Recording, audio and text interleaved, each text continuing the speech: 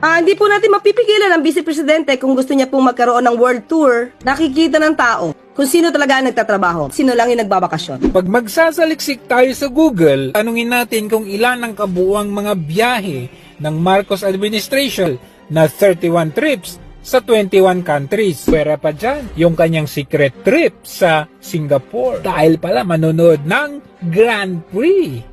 Samantalang si VP Sara Duterte naman ay meron siyang 5 foreign trips. Yung mga pagpunta ni VP Sara sa the Netherlands, lahat ng ito ay kanyang personal trip.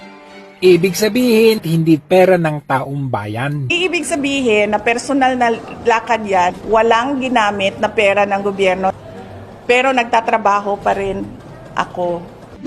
4 trillion pesos daw ang investments na naipapasok sa total na trips ni Marcos Jr. Paano nangyari yun kung sinasabi naman ng taong bayan wala silang nakikita at nararamdaman? That is going to be a made-up number. Meanwhile, sa Office of the Vice President naman, kahit wala si VP Sara sa bansa, patuloy pa rin ang operasyon ng pagtulong mula sa opisina ng Vice President. Titingnan natin, napakagastador talaga ng Marcos na ito. Nung panahon ni Duterte, last 2021, ang kanyang gastos lang